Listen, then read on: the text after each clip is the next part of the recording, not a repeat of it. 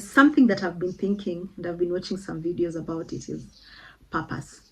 I think I'm great on purpose because it's one of the wishes I have is that by the time I'm leaving this earth, I would have fulfilled the purpose God has set for me on this earth. And even as I was thinking, I was trying to come up with points to share with you. And you feel like you have additional points, please feel free to share in the description box below. Okay. Yeah, and number one is that God has a purpose for us to be here. Like, we're not here by accident. We're here to fulfill the purposes that God has, as in fact the Bible says, designed for us to fulfill before the foundation of the earth. Okay, so when God was making the earth, when He was founding the earth, yeah, He created times and He created places and He created families and seasons, and it shows that you should be here during this particular season, during this particular time, so that you can fulfill a particular purpose. So you're not here just to, to exist. I think one thing that is common is that you're born, you go to school, you get a job, you get married, you get children, you get, then you die. Yeah, but I think there's more to us than just living the typical life. I think there's more to us than just living the normal life that we think we should live.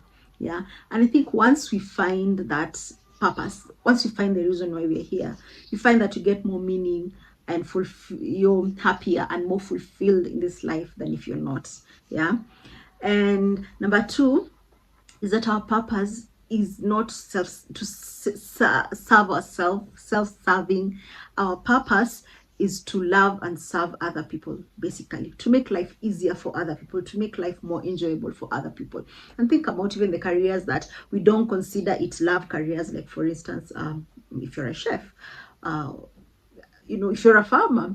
I can imagine if you feel like you're called to become a farmer and you're planting your plants with love and you're watering them with love and you're trying to get the best yield so that other people can enjoy, I think you'll be more successful compared to someone who's just planting plants and trying to make a lot of money from it. Yeah, which I am not saying making money is wrong, but I think what underlies why we need to do the things we do is love and service to other people.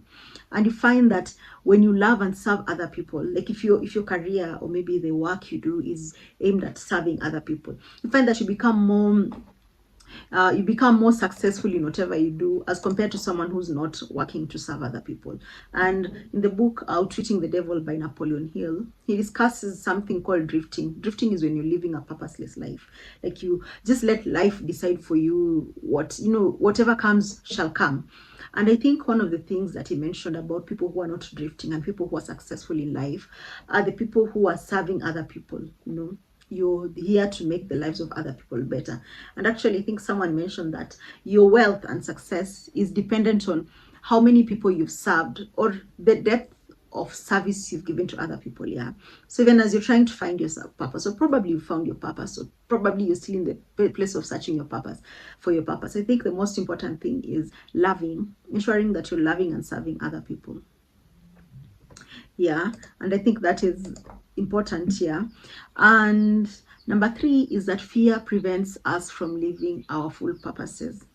Fear, number one, will cause us to retract. And when you retract, you hide in your shell. And the moment you hide in your shell, you find that you're not serving other people. And I think I can relate this to that verse that says, you cannot take a lamp and put it under the table. The purpose of a lamp is for it to shine out there. So maybe you can ask yourself, am I shining the gifts and the purposes God has placed in my heart? If you can write music and let people listen to that music. It was not meant for you to just enjoy. If you write books and ensure people read them. And I think learn marketing, try to find ways of ensuring that your books are out there. Just don't write and then leave it like that. Do the work and try to ensure that other people are enjoying the gifts that are within you. Because we get selfish with our gifts, and as I've said, it's because of fear. We fear people will judge us. We fear that maybe this book is not so good. But I think if you write and you put it out there, you find that people appreciate the gifts and the talents that God has given you.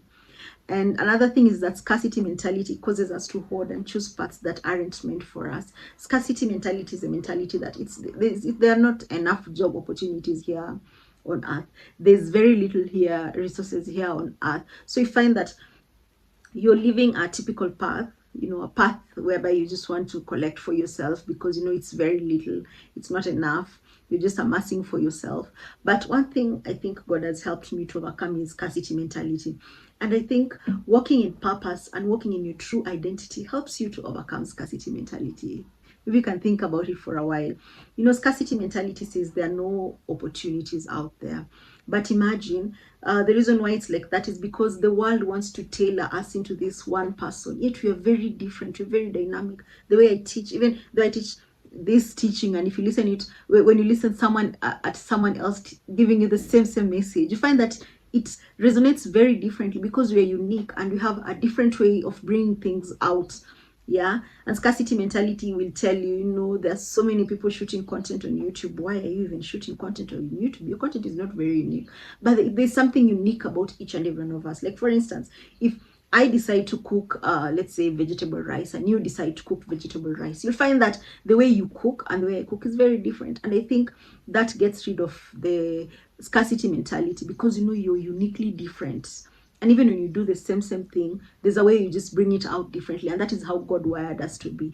And you find that the people that you will serve will be different from the kind of people that I will serve. And I think once you get rid of scarcity mentality, you start seeing opportunity.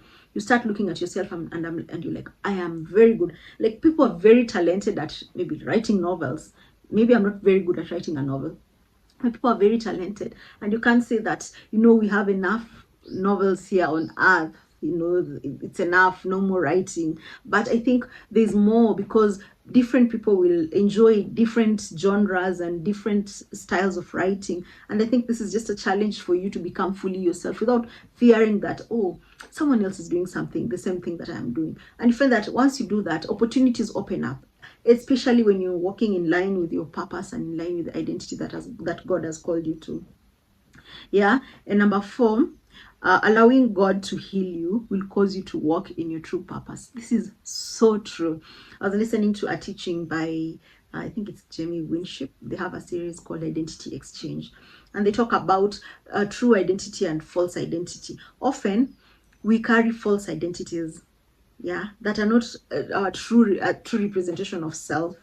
Our true identity, for most people, is hidden deep down under layers of protection from people hurting you. You're carrying a lot of shame, you're carrying a lot of fear, rejection, scarcity thinking, and you find that you keep on suppressing that true person that you are until you find that they no longer exist. The version that God created, the vibrant version that is aimed, placed here on earth for such a particular time to serve a particular purpose, something that will fulfill you, something that will add spice and flavor to the earth, is really suppressed. So you find that many people are just uniform. And I think healing is one way of getting rid of those layers. It's like peeling an onion. You peel, you understand that, oh, I'm struggling with fear, I'm struggling with shame. And the more you remove the false identities, fear-based identity, let's say fear tells you, you're just an introvert. You're very introverted. Yet, probably that is just a way of you protecting yourself. So the more you remove fear and shame, you find that the more it's like light that is hidden deep down inside of you that is covered with so many blankets. So the more blankets you remove, the more the light starts to shine and shine and shine until you become fully yourself, fully the person that God created you to be, okay? And I think this is just a challenge for us to understand that life should be more than just the usual living, dying, and having children. No, you living fully who God created us to be. And I think that's very important, something that I have learned. And if you feel like you have something else to add or share, please feel free to share that in the description box below. And thank you. Until next time, bye.